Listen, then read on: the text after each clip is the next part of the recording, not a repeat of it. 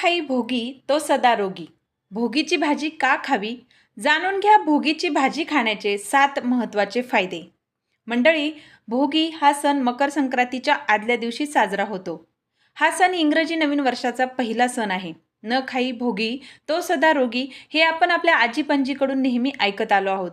भोगी शब्दाचा शब्दशः अर्थ आहे आनंद घेणारा किंवा उपभोगणारा. भोगीला विशिष्ट प्रकारची भाजी तयार करण्यात येते, ज्याला भोगीची भाजी असे म्हणतात.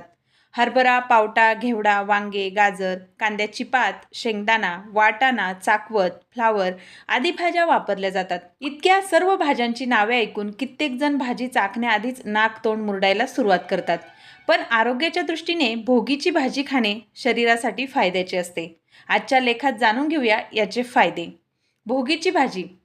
जानेवारी महिन्यात शेतात पीक बहरलेले असल्याने बाजारात मुबलक ताज्या भाज्या उपलब्ध असतात. त्यामुळे या हंगामात भोगीची भाजी, मुगाची डाळ आणि तांदूळ घालून केलेली खिचडी, बाजरीची किंवा ज्वारीची तीळ लावून केलेली भाकरी, लोणी, पापड, वांग्याचे भरीत, चटणी या भाजीसोबत खाल्ली जाते.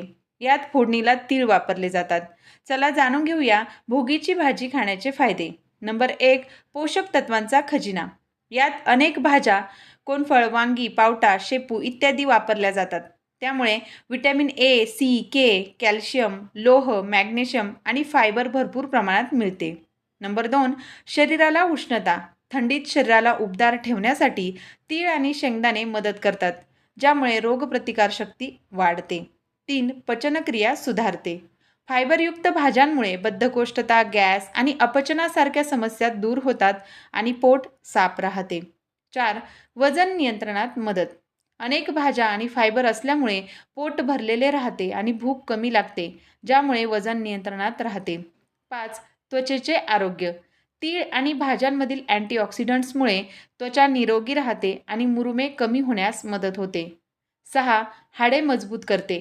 कॅल्शियम आणि विटॅमिन ए मुळे हाडे मजबूत होतात आणि सांधेदुखीचा त्रास कमी होतो. नंबर 7. रक्तातील साखर नियंत्रित करते. कोणफळ आणि इतर भाज्यांमुळे रक्तातील साखर नियंत्रणात राहण्यास मदत होते, जे मधुमेहाच्या रुग्णांसाठी चांगले आहे. आता भोगीच्या भाजीचे महत्त्व जाणून घेऊया.